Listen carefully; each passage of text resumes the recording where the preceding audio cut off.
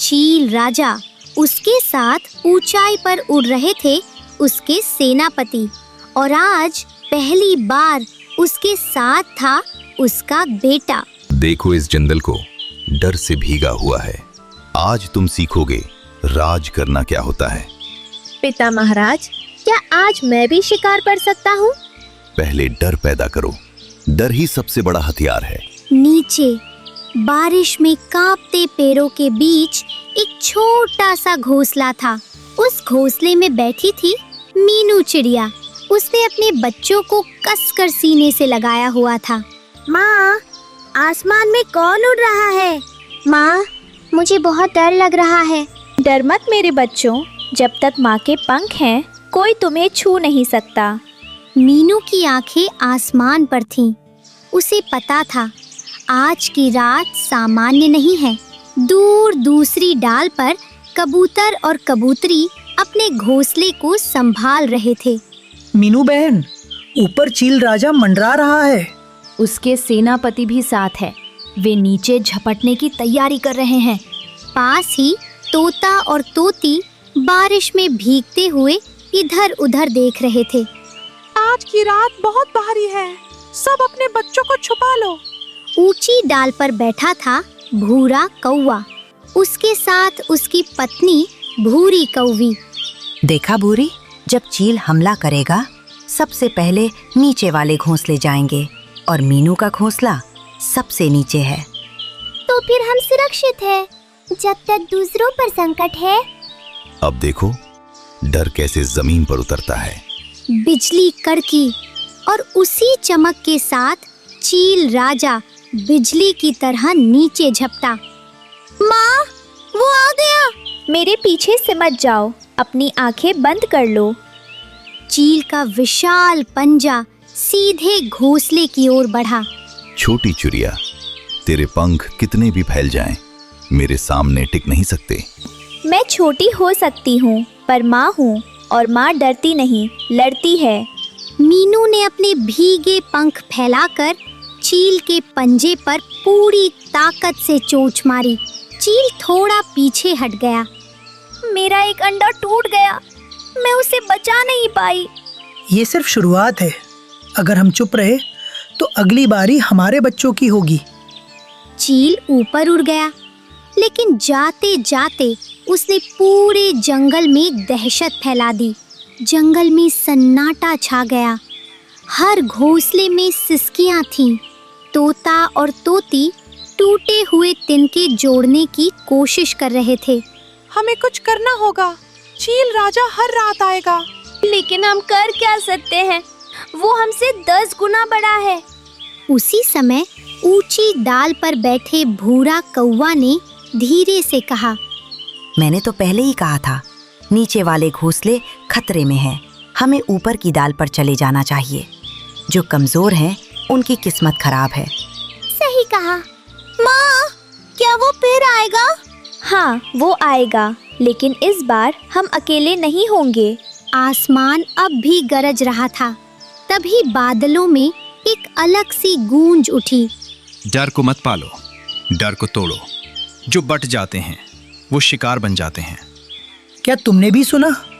बादल हमें चेतावनी दे रहा है।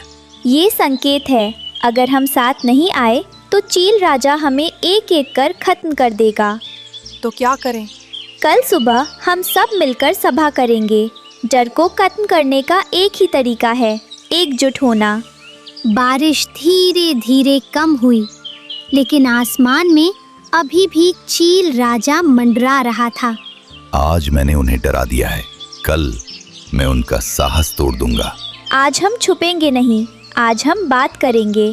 अगर हम बैठे रहे तो एक एक कर खत्म हो जाएंगे।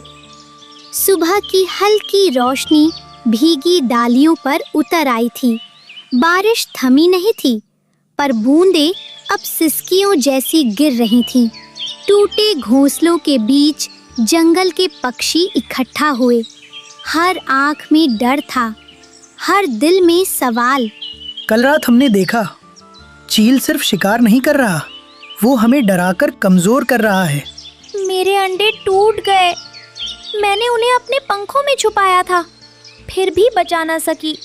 तो क्या करें? अगर हम सब मिलकर उड़ें तो उसकी आंखें भी उलझ जाएंगी। और हम नीचे वाले घोंसलों को ऊपर की ओर शिफ्ट कर सकते हैं। भीड़ में खड़ा था भूरा कौवा। उसकी आंखें गहरी थीं, पर दिल में दया नहीं, हिसाब था। हर कोई अपनी ताकत देखे।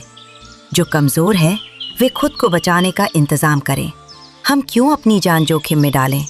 चील से लड़ना पागलपन है। बचना है तो अलग हो जाओ।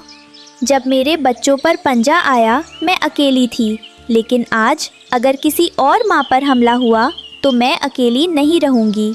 जो माँ है वो समझेगी, जो दिल रखता है वो साथ देगा। वे इकट्ठा हो रहे हैं।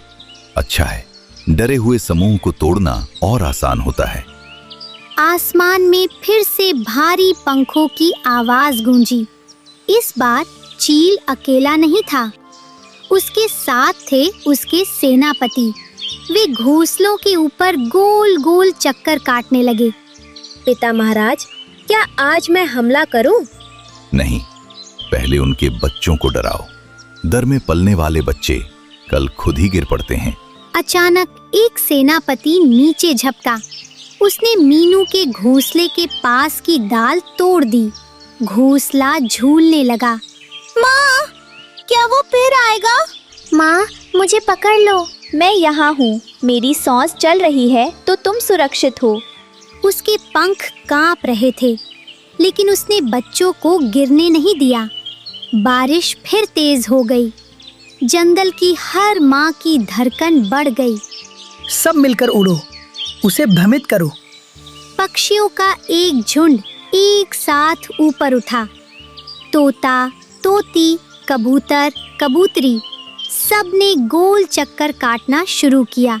देखा, अगर ये सब लड़ाई में पड़ेंगे तो चील और गुस्सा होगा और तब ऊपर वाले घोंसले भी नहीं बचेंगे। हमें मीनू को अलग करना होगा, वही सबको भड़का रही है। रात होते ही भूरा कुछ पक्षियों के पास गया। सोचो, अगर मीनू चील को चुनौती देगी तो उसका गुस्सा सब पर उतरेगा। हमें उसे समझाना होगा या अलग करना होगा। माँ, क्या हम जीत सकते हैं? हम जीतेंगे या नहीं ये बात की बात है, पर हम डर के सामने झुकेंगे नहीं। उस रात जंगल दो हिस्सों में बट चुका था। एक जो साथ लड़ना चाहता था और दूसरा जो बस बचना चाहता था।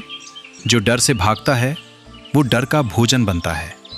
जो साथ खड़ा होता है वो तूफान भी मोड़ देता है। बादल की आवाज ने सबको चौंका दिया। आसमान काला था, लेकिन उस गूंज में आशा थी। ये संकेत है, हमें एकजुट रहना होगा। कल हम सभी घोंसले ऊंचाई पर ले जाएंगे और पहरा देंगे। जो चाहे करे, मैं अपने परिवार को लेकर अलग जा रहा हूँ। उसके शब्दों ने सभा में ठंडक फैला दी, पर मीनू आगे बढ़ी। जो जाना चाहता है जाए, पर याद रखना चील को फर्क नहीं पड़ता तुम किस डाल पर हो। वो डर को ढूंढता है और डर वहीं जन्म लेता है जहाँ दिल अकेला हो। आज की रात हम भागेंगे नहीं, आज हम पहरा देंगे। सावनपुर जंगल में पहली बार डर से ज्यादा योजना थी। एक घोंसले के बाहर सन्नाटा पसरा था। उस घोंसले में लेटी थी मीनू चिड़िया, 5 बेटों की माँ, 5 बहुओं की अम्मी जान और अब एक असहाय बीमार चिड़िया। 5 बहुएं अपनी अम्मी जान के चारों तरफ बैठी थीं। बेटियों, अब मेरी उड़ान शायद ज्यादा दूर नहीं बचेगी। मेरे पंख थक गए हैं। अम्मी जान, खुदा के लिए ऐसी बात मत कीजिए। हमें अपने रब पर पूरा यकीन है, आपको कुछ नहीं होगा। या अल्लाह, हमारी उम्र भी अम्मी जान को दे दे, बस इन्हें शिफा दे दे। अम्मी जान, आपने हमें बेटी से बढ़कर प्यार दिया है। आपके बिना ये घर सूना हो जाएगा। 2 अन्य बहुएं भी रोते रोते दुआ मांग रही थीं। काश तुम जैसी बहुएं हर जन्म में मिले, लेकिन अब मेरी इबादत का वक्त पूरा हो चुका है।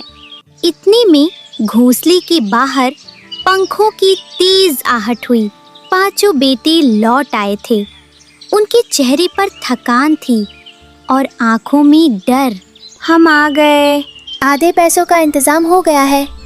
हमने अपना दाना भंडार गिरवी रख दिया। लेकिन ऑपरेशन के लिए अभी भी आधे दाने कम हैं। शायद हमें ये घोंसला भी गिरवी रखना पड़े। हमारे लिए अम्मी जान से बढ़कर कुछ नहीं। घोंसला चला जाए तो चला जाए, लेकिन अम्मी जान को कुछ नहीं होना चाहिए। उस रात पांचों बेटों ने अपना दाना भंडार, अपना बसेरा, सब कुछ गिरवी रख दिया। जंगल के बड़े अस्पताल में मीनू चिड़िया का ऑपरेशन हुआ। पांचों बहुएं बाहर बैठकर नम आंखों से दुआ कर रही थीं। कुछ देर बाद डॉक्टर चील बाहर आई। हमने पूरी कोशिश की, लेकिन वो लेकिन शब्द जैसे आसमान से गिरा हुआ पत्थर था। अम्मी जान। मीनू चिड़िया चली गई, पर पीछे छोड़ गई एक खाली घोंसला, कर्ज और 5 बहुओं की टूटी हुई दुनिया।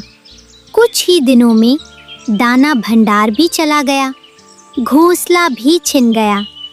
अब पूरा परिवार जंगल के किनारे एक छोटे से किराए के टूटे हुए बसेरे में रहने लगा।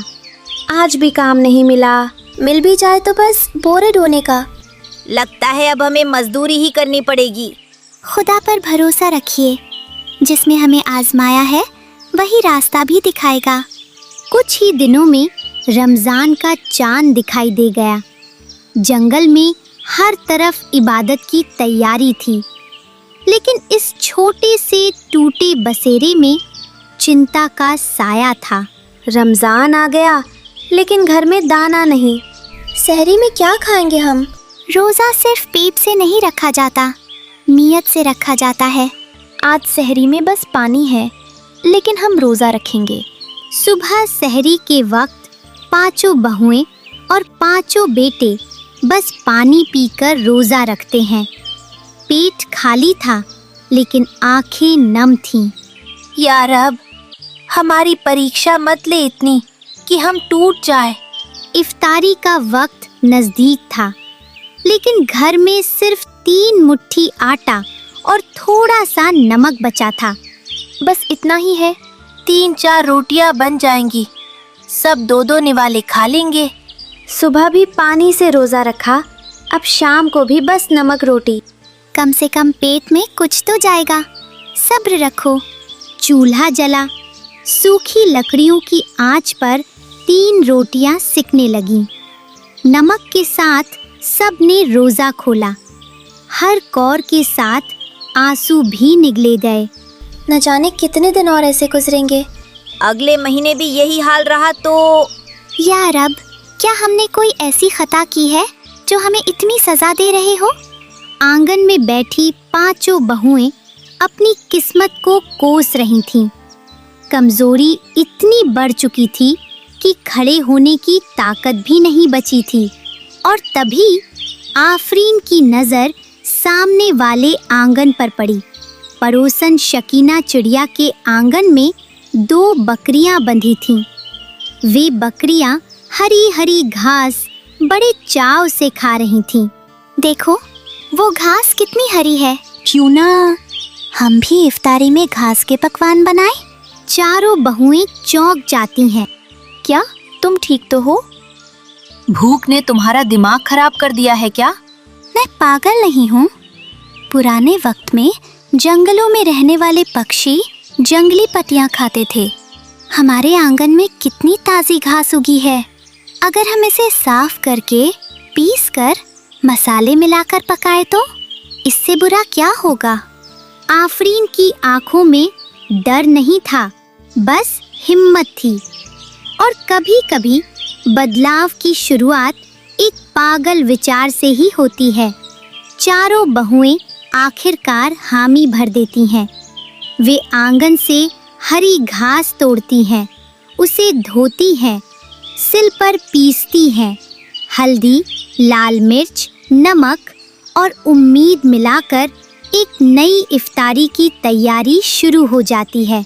उन्हें नहीं पता था कि आज की ये घास कल उनकी किस्मत बदलने वाली है। सूरज ढल चुका था। रमजान की उस शाम चूल्हे पर कुछ अलग पक रहा था। घास को पीसकर मसालों में मिलाया गया कबाब बने, पराठे बने, घोंसले में खुशबू फैल गई, मगर दिलों में डर था।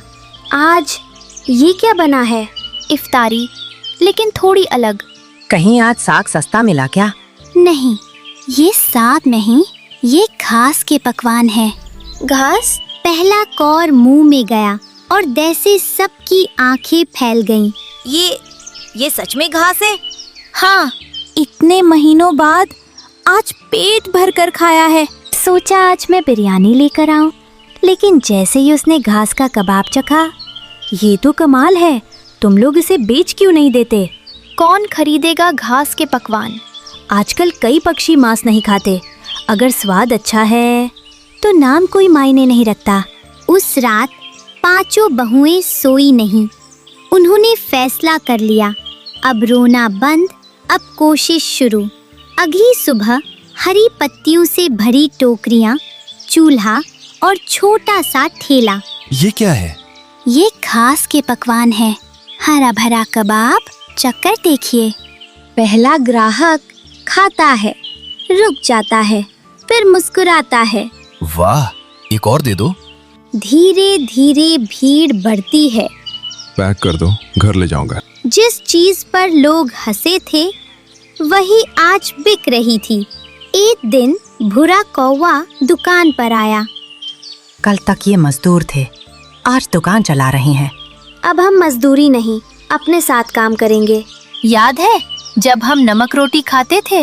हाँ, और आज खुदा ने हमें इज्जत दी है। मैंने तुम्हें मजदूरी में डांटा था, आज तुमने साबित कर दिया मेहनत कभी बेकार नहीं जाती। बुरा वक्त हमें तोड़ने नहीं, सिखाने आता है।